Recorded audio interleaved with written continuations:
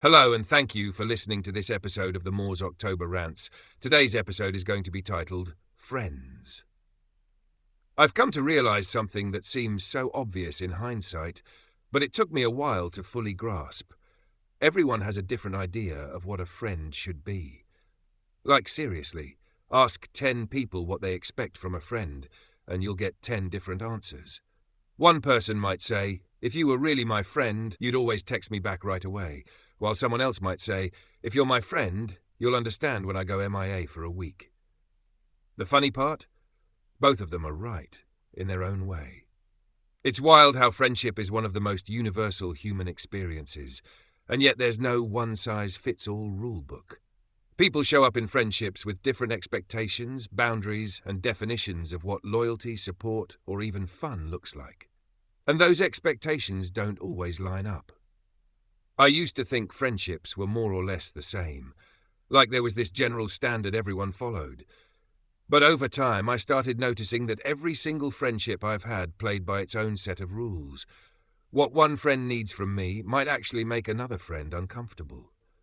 Some friends thrive on constant communication. Others prefer to keep things low maintenance and sporadic. And both dynamics can be meaningful in totally different ways. You can't just copy and paste how you act in one friendship into another and expect it to work. It doesn't. Trust me, I've tried. It's like trying to use the same key for 10 different doors. It just won't turn. A huge turning point for me was when someone close to me said, "You and this other friend, you're completely different people. My friendship with each of you is totally different." And honestly, that hit me. I'd been comparing our friendships like they were competing in the same category. They weren't. They were entirely different genres. Looking back, I kind of cringe at how I used to evaluate friendships by the same checklist. But now I get it. People bring different things out of you. The chemistry, the shared experiences, the inside jokes, even the conflicts, they're unique with every person. No two friendships are built the same, and that's actually what makes them so valuable. Think about it. Maybe you have one friend who you bond with over cars. That friendship runs on horsepower and grease-stained conversations. Then you've got another friend who's deep into video games. Whole different vibe, controller in hand, late-night voice chats, co-op missions. You're the same person in both friendships, but the way you connect is completely different. This realization made me stop trying to make every friendship look or feel a certain way. I started appreciating them for what they are, not what I expected them to be.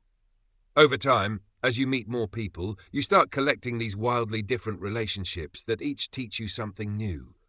Some friendships show you what it means to be patient. Others teach you how to set boundaries. Some open your eyes to new cultures or experiences. Like maybe you're friends with someone from South America while living in Europe or Asia. Boom. Now you're learning a whole new way of seeing the world through everyday conversation. Friendships are some of the most underrated teachers in life. They can also surprise the hell out of you. Like sometimes you'll meet someone and instantly think, "Yeah, we're not going to get along." Then something changes. A shared experience, a moment of vulnerability, a little bit of time, and suddenly you're talking every day. It's like the universe saying, "You thought you knew, huh? Think again." One of my favorite stories that really drove this home happened during the golden era of Xbox Live.